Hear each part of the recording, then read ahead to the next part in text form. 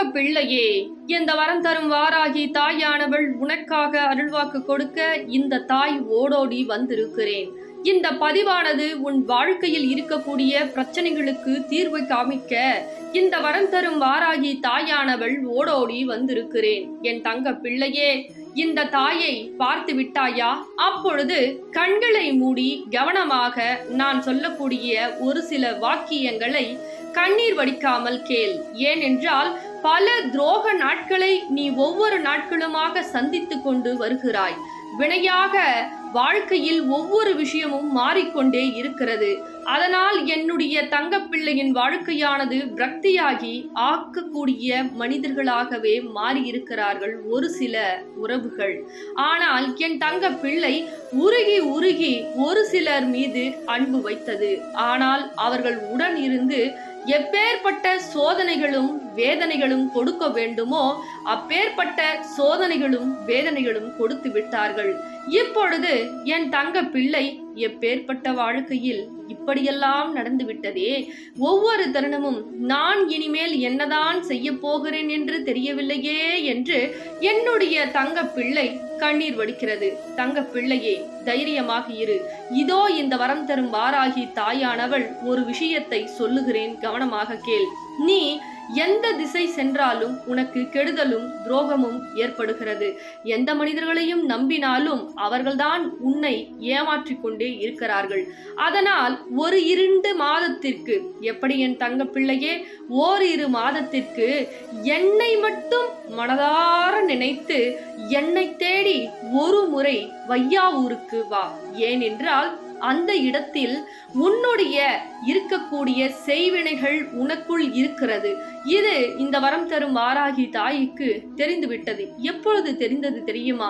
இந்த தாயை பார்த்து, தாயே, எப்பேற்பட்ட பிரச்சனையில் நான் சிக்கிக் கொண்டிருக்கிறேன், ஆனால் எனக்கு உதவி செய்ய இன்னும் வரவில்லையே தாயே என்று என் தங்க பிள்ளை கண்ணீரை துடைக்க இந்த வரம் தரும் வாராகி தாயானவள் உனக்குள் இருக்கக்கூடிய செய்வனையை விரட்டி விரட்டி அடிக்கப் போகிறேன். அது இந்த புண்ணிய ஸ்தலத்தை மிதிக்கும் பொழுது, எப்படி என் தங்க பிள்ளையே, நான் செங்கல்பட்டு வையாவூரில் வரம் தரும் வாராகி தாயாக, மகாலட்சுமி சொரூபமாக, இந்த வரம் தரும் வாராகி தாய் மகாலட்சுமியாக வையாவூரில் அமர்ந்திருக்கிறேன். இப்பொழுது நீ என்ன செய்ய வேண்டும்? ஒரு பச்சை கலர் துணியில் 1 ரூபாய் நாணயத்தை முடி போட்டு இந்த தாயை தேடி நீ பச்சை நிற ஆடையை அணிந்து கொண்டு இந்த தாயை தேடி வர வேண்டும். அப்படி நீ வரும்பொழுது உன்னுடைய செய்வினைகள் முதலில் விலகுகிறது. அதே போல் எப்பேற்பட்ட எந்த விஷயம் உனக்கு கெடுதல் நடந்தாலும் அந்த மனிதர்கள் உன் கண் முன்னே தண்டிக்கப்படுவார்கள். நான் தண்டனை கொடுப்பேன்.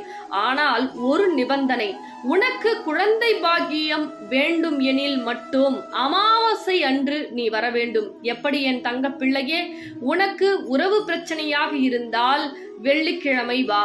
அதே போல் பண பிரச்சனையாக இருந்தாலும் வெள்ளிக்கிழமை வா. செய்வினை பிரச்சனையாக இருந்தால் ஞாயிற்றுக்கிழமை வா. ஆனால் பச்சை நிற ஆடையை அணிந்து கொண்டு 1 ரூபாய் நாணயத்தை பச்சை நிற துணியில் முடி போட்டு நீ எடுத்துக்கொண்டு வர வேண்டும். எப்பொழுது தெரியுமா? என்னை தேடி கிளம்பும் பொழுதுதான் இந்த முடியை நீ போட வேண்டும்.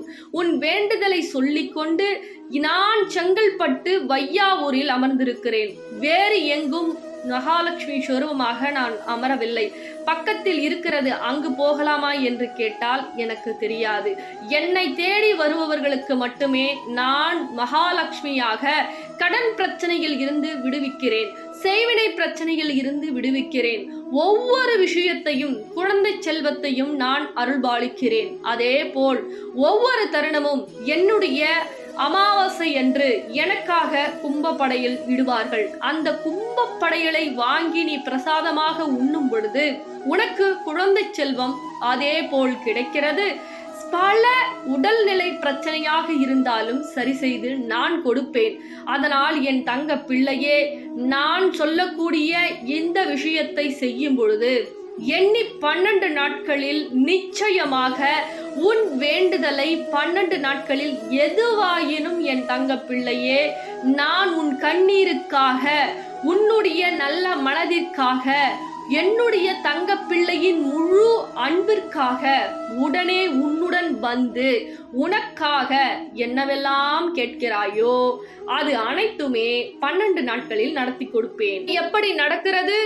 என்னை தேடி வரும் பொழுது எப்படி என் தங்க பிள்ளையே எனக்காக நீ பச்சை நிற ஆடையை அணிவித்து கொண்டு வர வேண்டும். புரிகிறதா? பச்சை நிறம் என்பது உன்னுடைய வெற்றிக்கான அறிகுறி.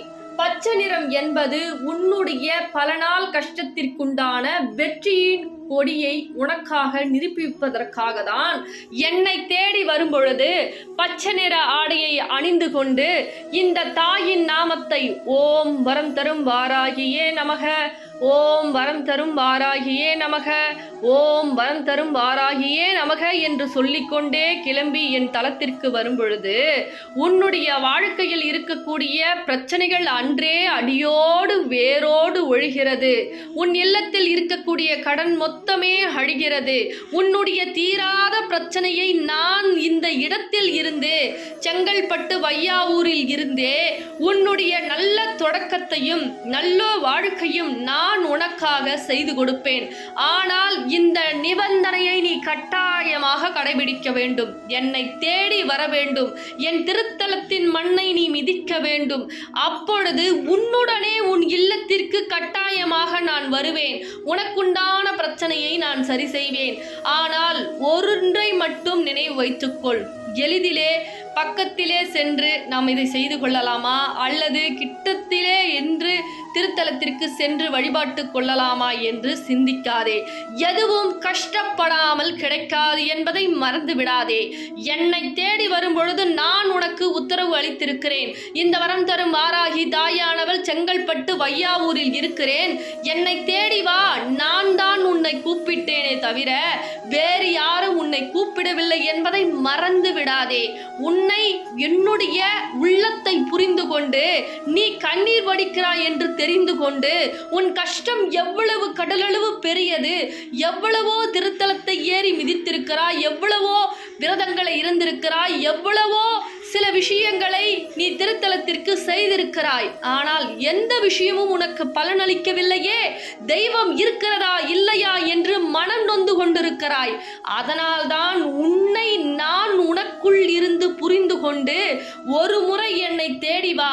என் திருத்தலத்தை மிதித்து பச்சை நிற ஆடையை அணிந்து கொண்டு 1 ரூபாய் நாணயத்தை முடிப்போட்டு எடுத்து கொண்டு வந்து நீ உன் வேண்டுதலை என் சூலத்தில் கட்டிய பிறகு இந்த நாணயத்தை வாங்கி எண்ணி 12 நாட்கள் வழிபாடு செய். எப்பேற்பட்ட பிரச்சனையாக இருந்தாலும் உனக்கு நான் நடத்தி கொடுப்பேன். இந்த வரம் தரும் வாராகி தாயானவள் உனக்காக கொடுக்கக்கூடிய சத்திய வாக்கு. இது போல கட்டாயமாக இந்த பதிவினை இருவருக்கு ஷேர் செய். உடனடியாக நல்ல மாற்றம் ஏற்படும். இனிமே ஆன்லைன்ல காயின் விளக்கோ அருள்வாக்கோ கிடையாது. ஏன்னா அம்பாள் உத்தரவு கொடுக்கல. அதனால இனிமே கோவிலுக்கு வரக்கூடிய தங்க பிள்ளைகளுக்கு மட்டுமே நாணய விளக்கு அருள்வாக்கா இருக்கட்டும். நீங்க கோவிலுக்கு டைரக்டா தான் வரணும். கோவிலுடைய டைம் என்னன்னா காலையில 9 to 12, சாயந்திரம் மாலை 6 to 8 மணி நம்ம கோவில் திறந்திருக்கும். கோவிலுடைய லொகேஷன் வேணும்னா மட்டும் இந்த தொலைபேசி மூலமா தொடர்பு கொண்டு நீங்க கோவில் எங்க இருக்கு அப்படின்னு தெரிஞ்சுக்கலாம். அதே போல பண பிரச்சனை, கடன் பிரச்சனை, உறவு பிரச்சனை, செய்வன பிரச்சனை, எந்த பிரச்சனையாக இருந்தாலும் அம்பாள் 12 நாட்கள்ல நடத்தி கொடுத்துட்டு தான் இருக்காங்க. நீங்க பல சாட்சிகளை பார்த்துட்டு தான் இருக்கீங்க. உங்களுக்கும் அது போல நடக்கணும் அப்படின்னா நம்ம வரம் தரும் வாராகி கோயிலுக்கு தேடி வந்து அம்பாளுடைய பாதத்துல உங்க குறைய சொல்லி நாணயத்தை வாங்கி வழிபாடு செய்யுங்க. சரிங்களா தங்க பிள்ளைகளா? இந்த பதிவு உங்களுக்கு பிடிச்சிருந்தா மற்ற தங்க பிள்ளைகளுக்கு ஷேர் பண்ணுங்க. ரொம்ப சந்தோஷம். எங்க போறீங்க? உங்க பேரு? மனோஜா. அம்பாள் நாணயம் வாங்கி எத்தனை நாள் வேண்டுதல் நடத்தி கொடுத்தாங்க? எனக்கு 3 நாளே ராயல் என்ஃபீல்டு கம்பெனில ஜாப் கிடைச்சு. என்ன கம்பெனி? Royal Enfield Oragadam. எப்படி அந்த வேலை நீங்க நினைச்சு பாத்தீங்களா? எதிர்பார்க்கல. எவ்வளவு சந்தோஷமா இருக்கு. அம்பாள் 3 நாளே வாங்கி கொடுத்துருக்காங்க. எவ்வளவு சந்தோஷமா இருக்கு. ரொம்ப ஹாப்பியா இருக்கா? அம்பாளுக்கு நன்றி சொல்லுங்க. ஏன்னா அம்பாள் தான் வாங்கி கொடுத்தாங்க. நன்றி சொல்லுங்க. சொல்லிட்டீங்களா?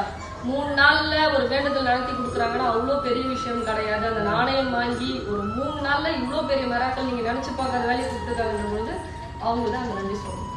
அதுக்கப்புறம்